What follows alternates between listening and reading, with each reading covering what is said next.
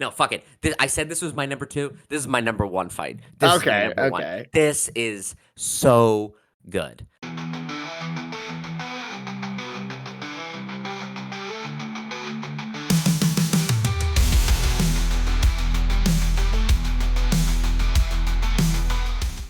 All right, welcome to another episode of Two Fight Fans, where we talk about all things in combat sports. I'm one fight fan, Colin, And I'm the other Stuart.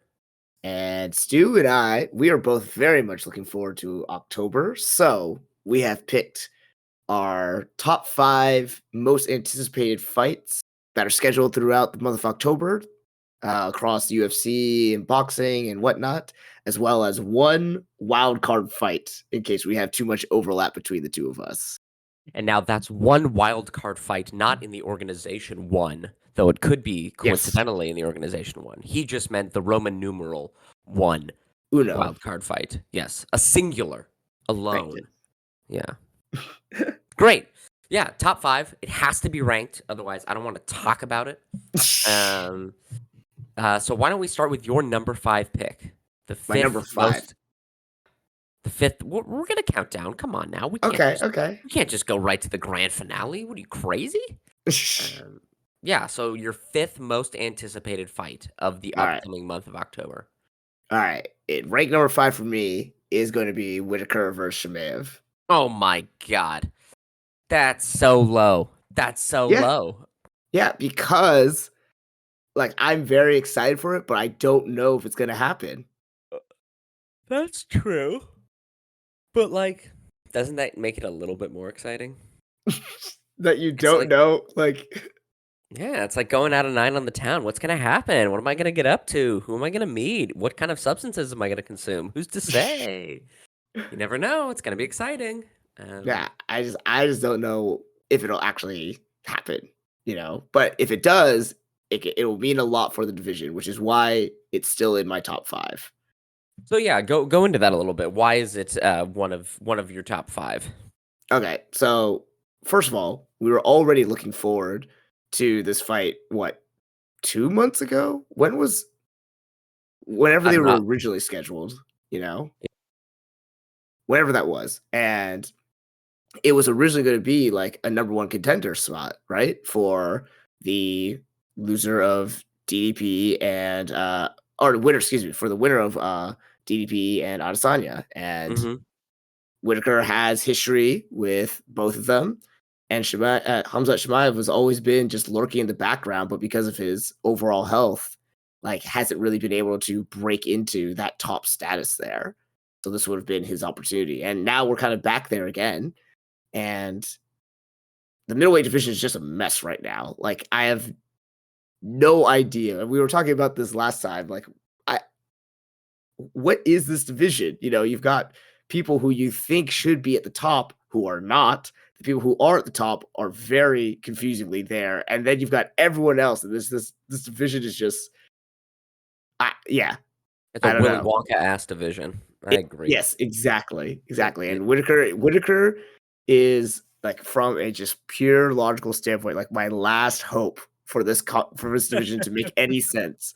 And Khamzat Chimaev is always been just, again, lurking in the background of this crazy, very, very dangerous and demonic fighter, but just is been cursed with, just poor health that's pulled him out of so many things. Yeah. Well, let's also say he wasn't necessarily cursed with poor health. The boy got COVID multiple times, and it messed his situation. That could be a curse right there, Yeah, I suppose, but unlucky. He's unlucky, I should say. There we go. I want to remove the supernatural and go. There was a very real thing that happened to him. Yes. Okay. Keep denying. Yeah. Yeah, I think you've got it exactly right. Right. It's it's to kind of see who's going to end up becoming Genghis Khan in this division and sweep through and finally kind of through violence just create order and stability at middleweight, because middleweight is just kind of Dricus is that way at the moment. But this is to make it feel right, because Dricus feels so wrong. I don't like it. Yeah. Well, that is, you took my uh, number 3 most anticipated fight. Oh, okay. So when we get to number 3, I will insert my wild card. But for both of us, this is a really anticipated fight. Yeah, this is probably the best fight you can make at middleweight right now. And whoever wins this most likely is the best shot at beating all of the jank and kind of clearing out the brush fire. Though Dricus du Plessis is that cleansing fire too. It's hard to say, but I just don't like. I don't like the type of fire he is. He just needs Yeah. to go away. Yeah, no, should be a great fight. God, I hope it happens. Yeah, because it could not, but we're not going to put that energy into the world. We're just going to say it's going to happen. Yeah, cool. Anything right. else to say about that fight? No. I mean, again, if it happens, I'll be very excited. I just don't have a lot of faith in that. Yeah. All right.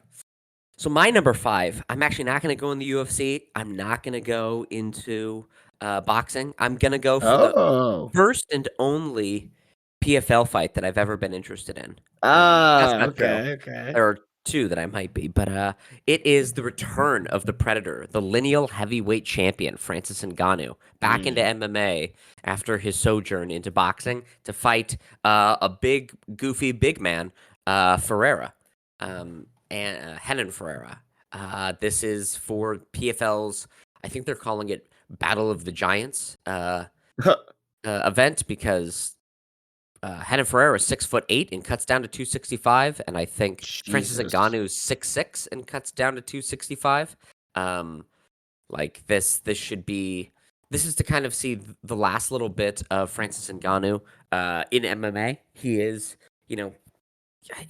he's the man at heavyweight right now, regardless of John Jones and Tom Aspinall. It could have been the case that Tom Aspinall would have eventually beaten Francis Ngannou, but for 3 years, we just didn't see him fighting in MMA. He is like, if you care about linealness, which I think you care a little bit more than I do, because it's nice, orderly. He is the lineal heavyweight champion. He is the lineal, like he's the guy who beat the guys. So it's this is for the lineal championship, not the Stipe fight, and not unfortunately Tom Aspinall. There's always going to be that kind of blip and hiccup, unless Dana White decides to co-promote, which he never will. But yeah, this is an interesting fight. I don't know how it's going to go at all. This could be 3 seconds of dudes bonking each other on the head until one of them like explodes, or it could be a really boring fight. Who's to say? But I'm excited to see Francis Ngannou back. I'm excited to see kind of like what happens with the heavyweight division. And this is the PFL's like one fight and one shot to kind of make money on pay-per-view. If they can't make money on pay-per-view off of this card, the PFL will probably be dead in the next few years. It means that MMA will solely be the UFC and Dana White Contender Series. So I'm pulling for it kind of in a like industry level stakes as well as just the fight itself. Now, question for you. All right. Two questions, actually. One, do you know anything about Renan Ferreira aside from the fact that he's just a giant of a man? Yeah. I watched him bonk Ryan Bader on the noggin in 21 seconds and win. Yeah. And then I went back and watched his previous 2 fights in 2023. It looks like I'm looking at his record. He had more. He had 4 fights in 2023, but against Maurice Green and Denis Goltsov. I watched those 2 fights, so I have I think a decent understanding of his. His game is essentially giant man is big and bongs hard. Okay. He's got pretty long arms, so he can throw not like a very well schooled jab cross or like straight punching, but his arms are long and his mechanics are there. He doesn't really have footwork and kind of is a little top heavy and kind of gets like over his feet a little, leads a little with his chin. But he's a giant man, so when he hits anyone, it works. So the question is, with Francis fighting someone bigger than him, coming off of, that Anthony Joshua knockout was fucking brutal. We just talked about Anthony Joshua getting his strings cut. This looked like a marionette getting like punted across the room. Yeah, right. He also had, the horrible tragedy of his child passing this year. Like, Yep. where is he at mentally? Where is the actual brain health on him? He's also getting older. Is he 38 this year? Yeah, I'm not sure. But like he's getting older. There are probably miles on his body. Yeah, he's 38 this year. Um, Eesh. so yeah, like where is Francis at? So there's a little bit of intrigue here because if the Francis who beat Stipe in their rematch fought, I'd be like, oh, he's gonna destroy Renan Ferreira. But that was a Francis of many years ago and many concussions ago. So interested to see. All right, all right. Do you have any interest in this fight? Or are you like fuck the PFL? Who No, cares? no, no. I am interested in Francis Ngannou. I'm happy that he was able to kind of test this free market ish, and but it does kind of leave me wondering, like, okay, say he wins here, like, would there be any route for him to get back to the UFC and maybe I don't know if Tom Aspinall becomes the undisputed champion, fight there Hmm. too, because the UFC is where the top heavyweights currently are right now, with the exception of Francis Ngannou. Who might be the top heavyweight, right? Like I think Yeah. that's like a really important. I mean, here's the thing. It would be nice for you, and I think the sport if there was Yes. uh the ability for him or the UFC and the PFL to co-promote, which they have said that they would.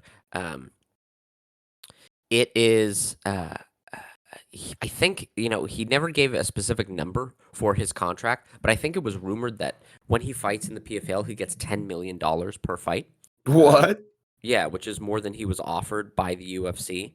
Uh, on his like, they said we offered him a contract that was the biggest ever, but it required pay-per-view points, and if he lost the title, he loses out. Whereas this, regardless of whether he has the title, I think he Mhm. has a 4-fight contract for $10 million each, and he's allowed to take boxing matches in between. And those Oh, then boxing match, yeah. Joshua, um, I think he got paid close to 30 million each. So like, why go to the UFC to fight for? We saw his last fight in the UFC against Cyril Gahn. He made $600,000 on that fight. Not that doesn't include the pay Uh, per view points, but like that was his like. So why 10 million versus 600,000? Like why would you go back? yeah. Yeah, and then he could always fight Deontay Wilder, or he could fight. He could go back into boxing, or Deontay Wilder's talked about making a move to PFL. And then we could see him fight Deontay Wilder in the PFL. Like, I don't know. Francis isn't here. I don't think he's here for much more than like 2, maybe 3 fights max. Not even MMA and boxing set like combined. So this might be one of the last 2 fights we see of him. Yeah. So I just yeah. All right. Hope to see it. Big fan Yeah. of Yeah. Francis. I didn't like him for the longest time because he just he is the embodiment of athleticism is cheating in MMA, right? Like his lack of technique for the longest time, but ability to just like death touch people with his Yeah. eyes closed, like throwing a backhand. I was like, nah, that's not fair. Um, but he's really inspiring, and he's done a good job like getting out of his contract. He's like really the only person outside of like maybe Nate Diaz, who like really kind of beat the UFC, and went on to like make money post his UFC career. Mhm. Yeah. Anyway, enough about that. That's both of our number fives.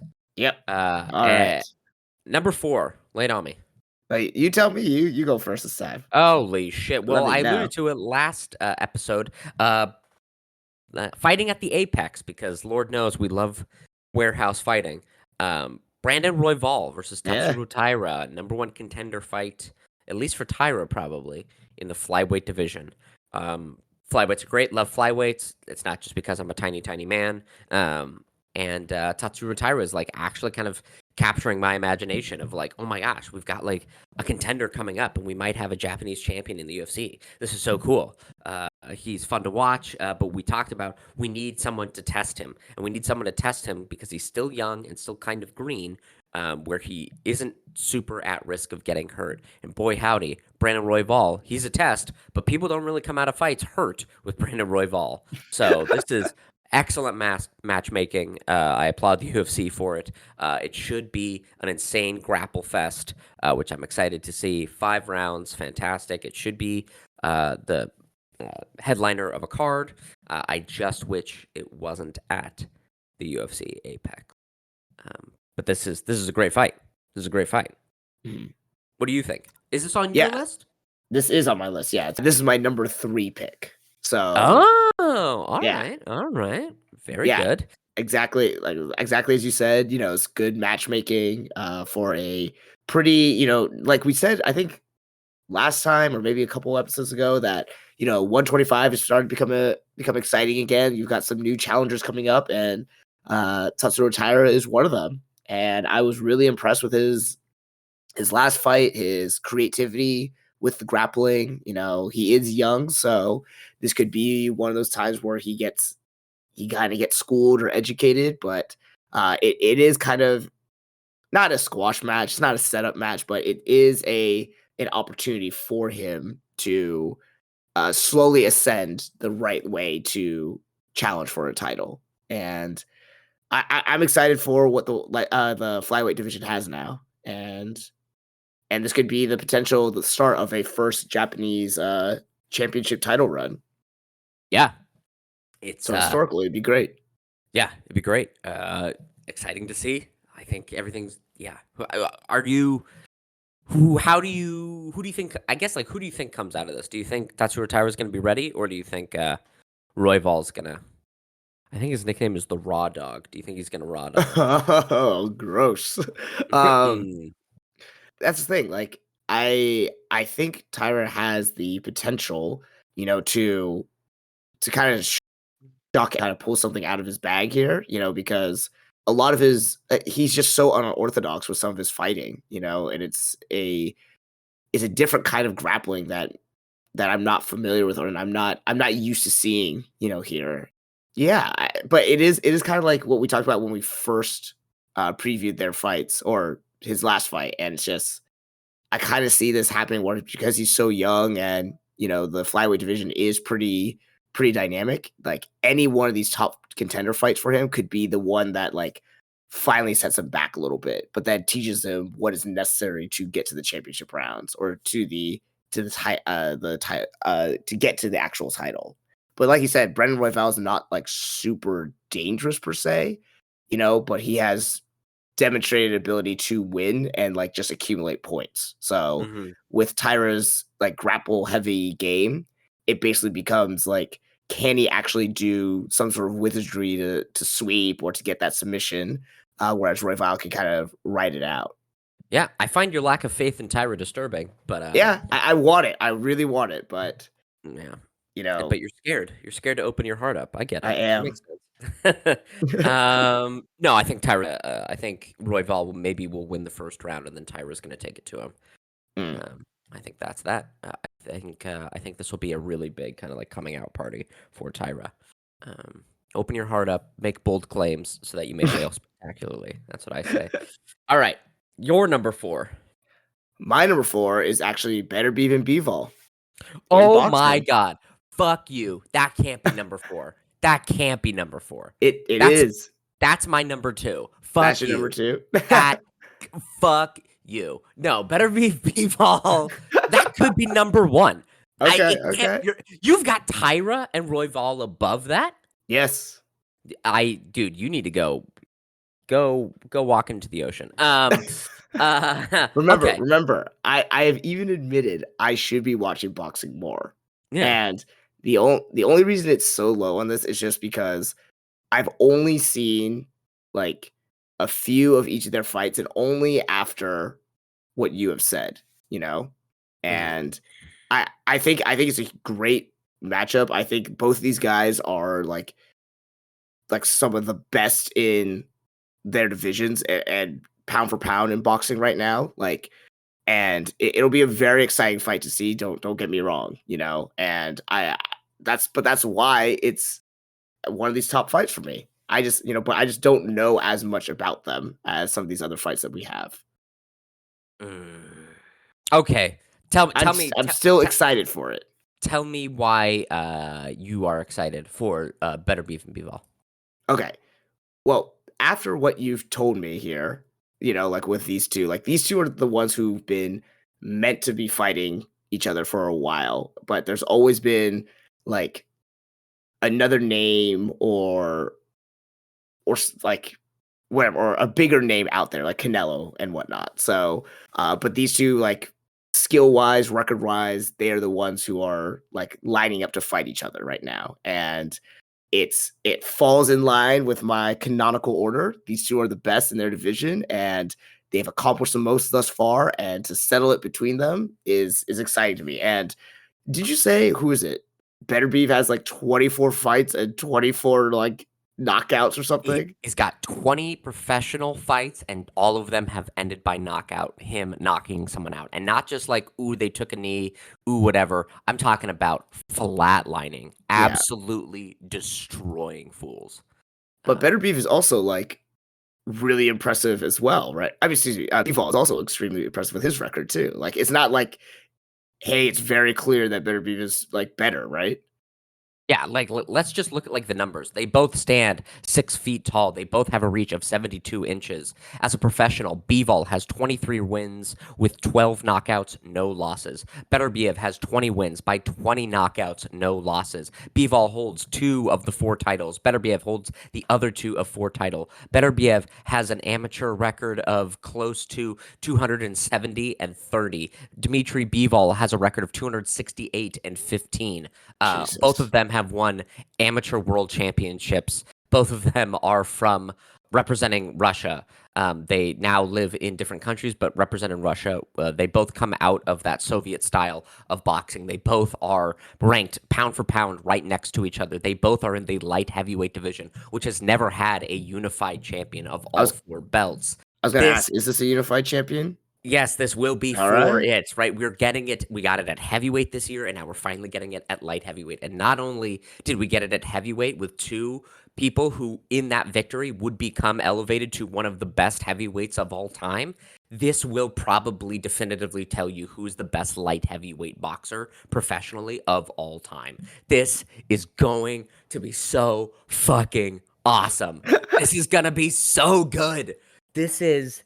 Oh my, like if you the Usyk and Fury fight we watched, and it was like this is phenomenal. The pageantry, the actual drama within the fight, the high level of skill, the stakes, the records, everything. This is that, but they're even better boxers, right? And like You're both of saying Better Beef and Bivol are better than Usyk.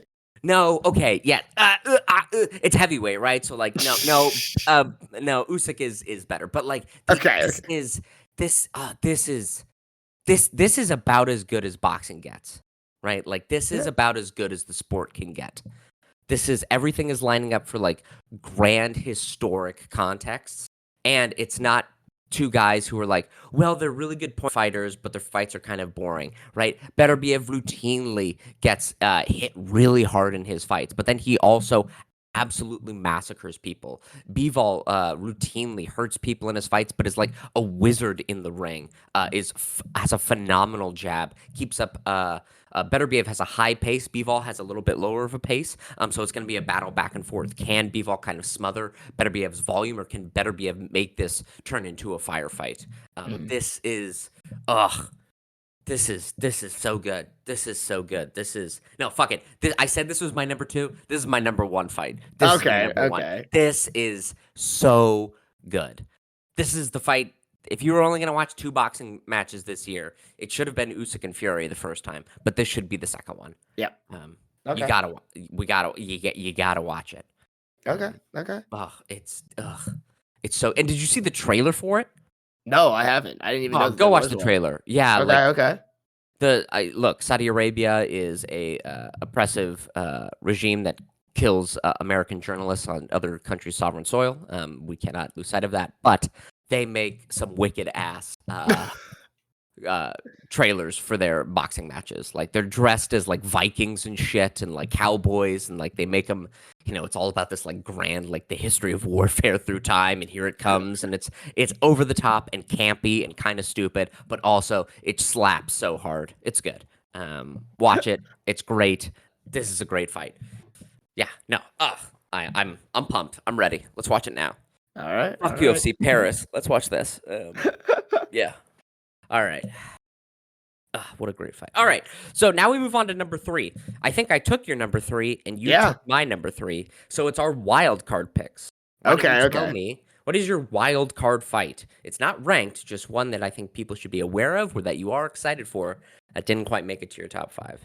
Okay. So my top 5 fights I picked as I am specifically excited for, but also they have like meaning, whether it's in their division or in their sport, whatever. You know, they are all fall in line with exactly what I like, canonical order. Mm-hmm. My wild card fight does not. It is not in that at all. Okay. I just want to see it because it sounds, one, funny to me, and two, painful for you. Oh. And it is the middleweight fight between Anthony Hernandez and Michelle Pereira. Oh my god. You know what? It's gonna be the most middleweight fight since the Yeah. Imavov Brendan Allen fight. Yeah, yeah. And it is going to be just I, again, I literally just said that middleweight is a mess and I don't like it, but I'm also saying, hey, just throw in the most athletic motherfucker you could absolutely find in Michelle Pereira and let's just see what happens, Mhm. because I wouldn't mind seeing what Michelle Pereira tried to do against a DDP. I think he would try like his backflip and like get out of the and like DDP would stumble out of the way, and as Michelle Pereira is like spinning around to do like a spinning reverse elbow back fist, DDP just kind of lumbers in and just like 1-2s him and knocks out Pereira. Like I could definitely see that happening, and I would not be like that excited to see it, but at the same time, I need something to make sense of this fucking division for me. Now, what happens if Michelle Pereira wins the title in a year? My, I mean, one, my mind would explode, but also it'd be like, well, talk about just be like athleticism being a cheat code to win. Like, here you go, Yeah. then. Yeah. Well, and what's great about this fight is Anthony Hernandez, not very athletic, routinely gets his ass beat in the first round of all his fights. And he kind of does the Homer Simpson thing where he's like, he gets his ass beat, but then the other person's so tired that he comes in, takes them down, and chokes them out. Like, that's his style. So Yeah. what an insane, what a silly fight. Yeah, What a yeah. it is a true wild card there. Yeah. Yeah. It's like akin to, I don't know, somebody like freezing Monster Energy drinks with popsicle sticks in it and be like, I got Monster Energy popsicles. You're like, that's a disgusting treat, but I'm kind of into it. Like, that's all right. That's a good wild card pick. I like that. That's good. Thank you, thank you. And again, dude, middleweight, worming our ways into our hearts like like a parasitic disease. It's just it's getting in there and it's causing heart palpitations, and you need to get it out. Yeah, what a weird. Yeah, and why 5 rounds though? Why did they make this fight 5 rounds? We know Michelle Pereira can't go 3. Hey, they're trying to bring one of these guys up higher in the division, I guess. No, it's because at the Apex, it's only allowed to be headlined by middleweights or heavyweights. Oh for wait, some is this at the fucking reason. Apex too? Yeah. Oh, it is. And they love, I mean, that was like Sean Strickland's nickname before he got the title shot, was like the king of the Apex. Because all of his, like, they just love being like, we should put people in a division where most people can't go 5 rounds. Let's make them be the 5-round headliner to this Apex card. Why? Why? Put a bantamweight up there. Put a featherweight. Put a lightweight. It's, dude, this is, I don't know. Middleweight, man. It's like the Seussical the musical of the UFC. It's just like this weird ass. Anyway, that's a good wild card. That's a good one. Good pick. All right, for my wild card, yeah, give it to me. It was wacky. I'm just excited to see one of these fighters fight again, and I keep getting my hopes up, despite knowing in my heart of hearts that I shouldn't.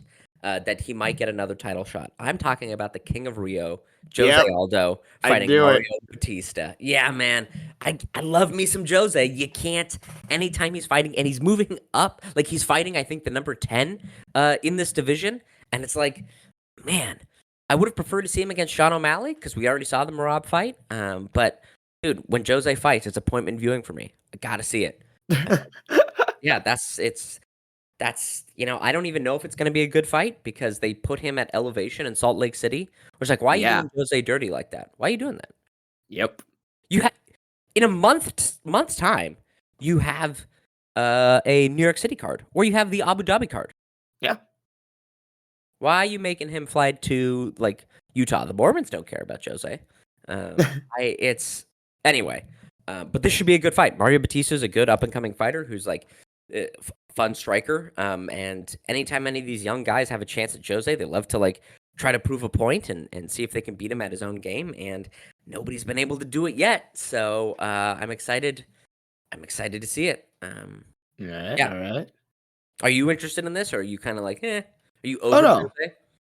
No, I love Jose, Oh, man. and I am just like I don't know what Jose will come out, and this is one of those things where it's like I don't want it to go in the BJ Penn direction where Yeah. we've talked a lot about Jose and how he's this like he's just been an incredible athlete and former champion, and I don't want to see him just strung along for whatever reason. And I don't know what the details are of his new contract or anything like that. Yeah, I don't want to see him fade into the background of like as some like non-relevant fighter anymore. Yeah. Yeah, that makes sense. When did he last retire? Oh, it Well, was against Merab Dvalishvili. That's yeah. right. So he only stayed away for about 2 years, and because he didn't actually like he said he retired, but he was still on contract with the UFC, which is what I Right. thought. He came back to fight Martinez, but they must have offered him a decent amount of money to resign. So that's not bad. But like, I don't know. Looking at his record, we haven't entered BJ Penn territory yet, right? No, we have not yet. Because his only losses are in the UFC are Conor McGregor, Max Holloway, Alexander Volkanovski. He did lose to Marlon Moraes, but that was a split, and everyone went, he won. Piotr Jan and Merab Dvalishvili. So, like, only people that have held belts. Yeah. And Merab Dvalishvili is actively the champion. Piotr Jan is actively in a number one contender fight. Volkanovski just lost his title. Max Holloway is fighting for the title. We won't talk about Conor McGregor, but so yeah, I mean he's got wins in the past 2 years over Jonathan Martinez, Rob Font, Pedro Munoz. Like that's not bad. Yeah, I don't think this will be a BJ Penn experience. I think no man, he's going straight to the top, baby. He's gonna get a title shot in like a year's time. He's gonna beat Mario Batista, and then he's gonna fight Sean O'Malley, or he's gonna fight Corey Sandhagen, and he's gonna win that fight, and then he's gonna get a title shot, and then it'll be a terribly boring bad fight against Merab Dvalishvili, and he'll lose that, and then I'll be sad. But until then, I'm gonna be excited. All right. That's great. Yeah. All right. So those were our wild cards. We burned those. Coming in at our number 2 fight. What is your number 2 fight? Because you've already done Tatsuro Taira, Royval, Beterbiev, Bivol, Whitaker, Hamzat. I don't even know what you could do for number 2. Well, you see it. It is Pereira versus Roundtree. Oh my god. Yeah. Just such a Pereira mark. I am a big Pereira fanboy, but also this is the fight that we're looking for light heavyweight. Like really, this is all there is right now for the top fights in light heavyweight. And if Pereira gets through Roundtree, which I think he will, it sets up a potential super fight for him versus the heavyweight champion, and potentially Pereira becoming the first 3 division UFC champion. Like that's historical. Also this fight just promises insane violence. Like, yes, like something like potentially horrific is going to happen in this fight. Like, I don't see either one of these guys leaving, or probably both, like unscathed. Like Pereira has done this thing where he has just walked through all of his opponents, and one, made it look extremely easy, and two, without a single scratch on him. Mhm. Actually, let me rephrase that. He's hurt himself by how hard he's hit someone. He has injured his toes twice because he's like just destroyed someone with his legs, Mhm. so now he's going against someone who, like, every time I see his highlights and his fights, it's like horrible, like, abuse. You're talking about Khalil? Yeah, like, Yeah. it looks like one of those things where you see someone filming on the street of the street fight where someone is just wailing on someone who is, like, not in the fight at all, Mhm. and he is doing that with other professional athletes, Yeah. and It ugh, it's we it's weird because like, he kind of looks like a movie in that, um Like, we see knee stomps or we see body kicks or we see, like, big, like, left hooks, um, in MMA, and it doesn't look like how it is in, like, John Wick, right? Keanu Reeves kicks someone in the knee in John Wick, and their knee, like, fucking flies sideways, and they topple over and can't fight anymore. We see right. John Jones repeatedly lance people in the knee, and it doesn't actually have that effect. When Khalil Roundtree kicks someone's knee, it fucking goes sideways, and they fall over grasping it in agony, right? Like, Yeah, it's he just looks brutal. yeah. And the thing is with him, a lot of his combination work is like not just brutal, but it's also technique wise, like pretty good. Like there one of his fights when he was just wailing on someone who was covering up on the ground and he just lands that body kick while they're on all fours. Like Yeah, that was a very small window, very small opening, but he way took advantage of it. And yeah, yes, the guy wasn't fighting back, but still, like to have the mentality and mindset to like see the opening and then fill it with a devastating strike yeah. is I really do think this will be a stiff challenge for Pereira. Mm. Now, what happens if Khalil goes in there and beats Pereira? I again I will be I will be simultaneously shocked in that my boy lost, but also I would not be shocked because he is this insane just killer of a striker. Mhm. Um, Compared to everyone else that Pereira has fought at light heavyweight, do you think this is the stiffest test that Alex Pereira has faced? So he's fought Yuri Prochazka, Jamal Hill, and Jan Blachowicz. Oh, I forgot about Jan Blachowicz. That's right. Yeah. Another Salt Lake City fight. Like, why the fuck you putting light heavyweights at Salt Lake City? Because Jan just, like, gassed after round 2. Um, Yeah, and that's only a 3-round fight too, right? mhm. Yeah. Um, I think it will be one of his tougher tests. Uh, like I think it has the potential. But I also think that Khalil Roundtree may only have like 1 or 2 rounds of this, especially at elevation like that. I don't know how he can sustain some of the strike, and he hasn't really had to. He has been knocking people out left and right like pretty early in his fights, but so has Pereira. So, um, but I think from like a dynamic striking standpoint, yes, Khalil Roundtree is the most dynamic that he will have fought at this division. Yeah, I agree. Like he did. Now it is at elevation, so we have to caveat that because the other time that he got scored a knockout in the 3rd round against Anthony Smith, that was in Vegas. But he does still carry power late into the fight. Yeah. Oh yeah. Yeah, yeah. All right. It's gonna be a fun fight. It's not one of my top, but yeah, it'll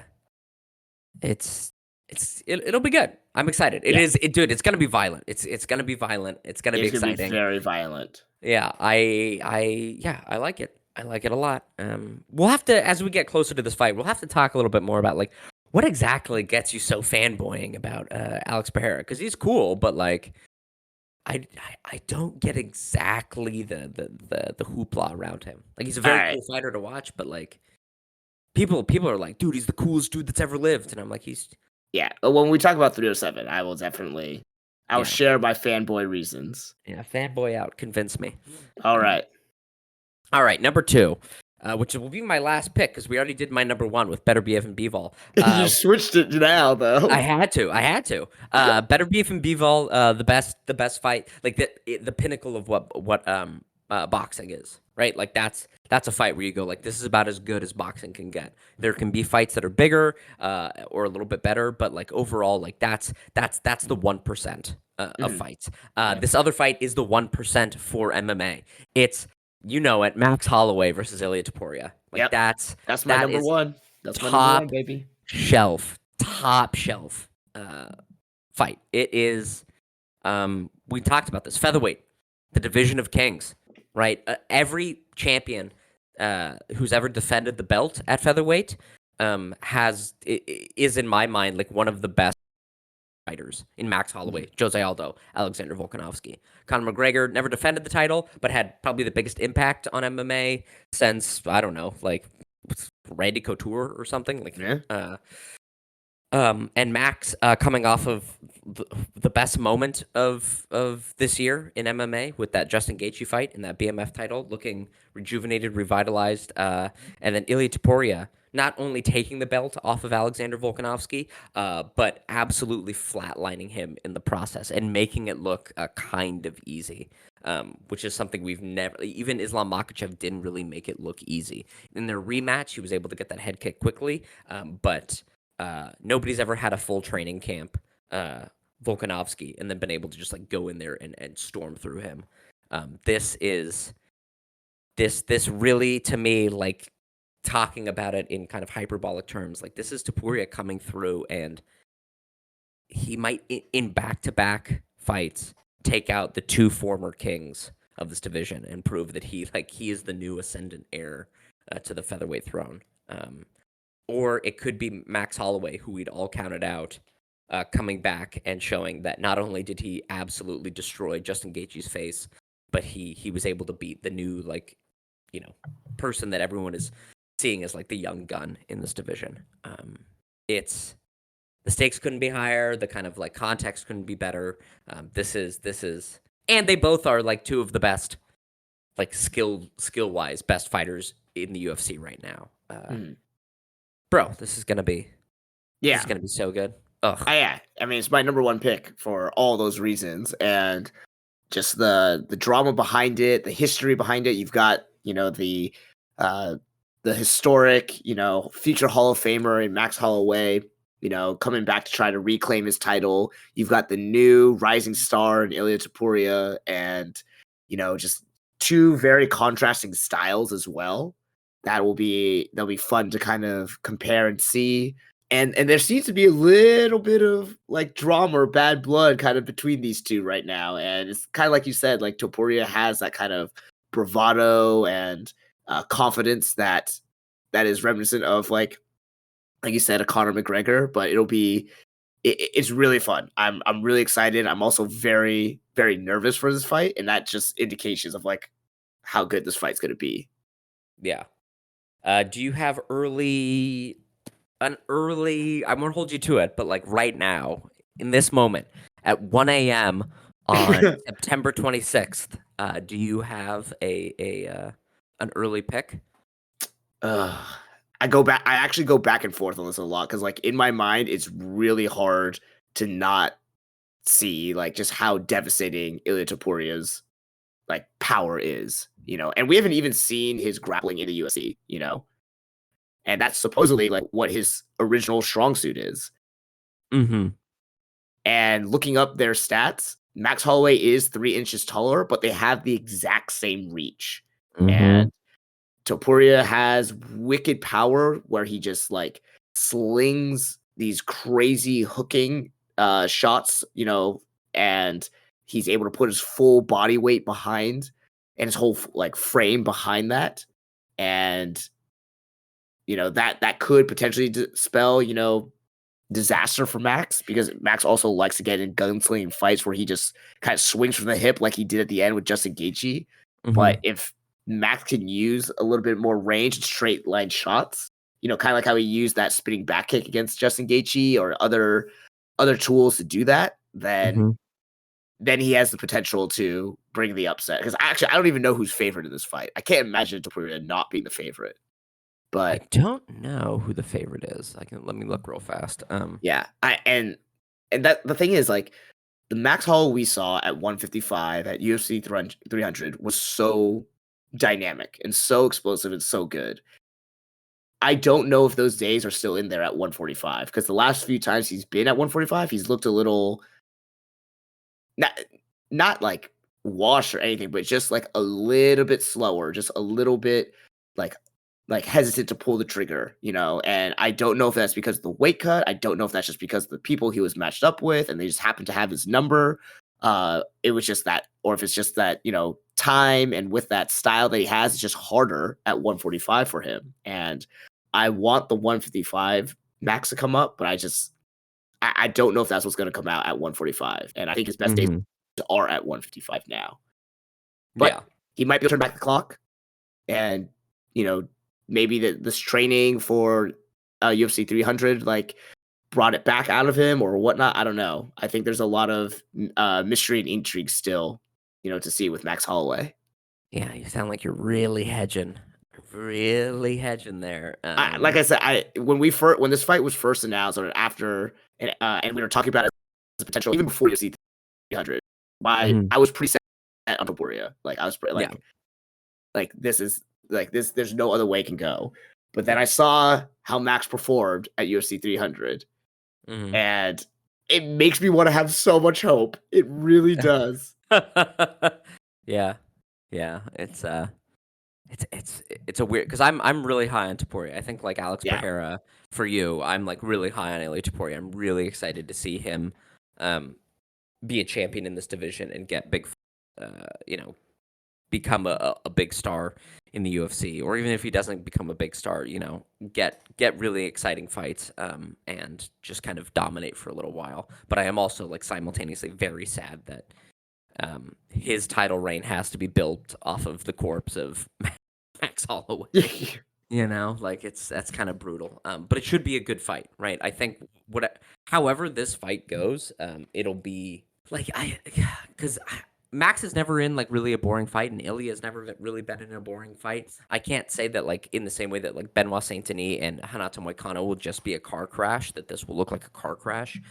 But like I can't imagine it being a fight that isn't interesting to watch, right? Like if Max is able to like outwit and kind of outpoint Ilia Topuria, that'll be kind of amazing to watch. And if Ilia Topuria is able to just kind of like, you know, kind of replicate what Alexander Volkanovski did, and then what Ilia Topuria did to Alexander Volkanovski, like that'll be like, right. Justin Gaethje could only drop Max for half a second, right? Like if Ilia Topuria does what I think he'll do and like actually TKO or knock out Max, that's something nobody's ever done before, and that'll be impressive. Yeah, no, this is in this month we have top shelf MMA and top shelf boxing. That's pretty rare because this has been a year of like not very good MMA, and we have gotten some good boxing. So it's cool. October, man, it's a good one. Yeah. Yep. All right. Well, we've gone through all of ours. There was some overlap, and some disagreement. Middleweight snuck on there, and not just Robert Whitaker, Khamzat Chimaev. We also had another middleweight one, which is fucking wild. Yeah, October, dude. It's gonna be great. Yeah. Anyway, this has been Two Fight Fans. Join us next week after UFC Paris. We'll recap that, and then we'll talk about the first fight in October, which is UFC 307, Alex Pereira, Khalil Rountree, and we can finally get to the bottom of like why fanboy for Alex Pereira. Colin will walk us through a PowerPoint, and we'll figure this out. I'm One Fight Fan, Stuart. And I'm the Alex Pereira fanboy fan, Colin. Fanboy fan. Fanboy fan. Yeah, good stuff. All right, everybody. Bye. Bye-bye.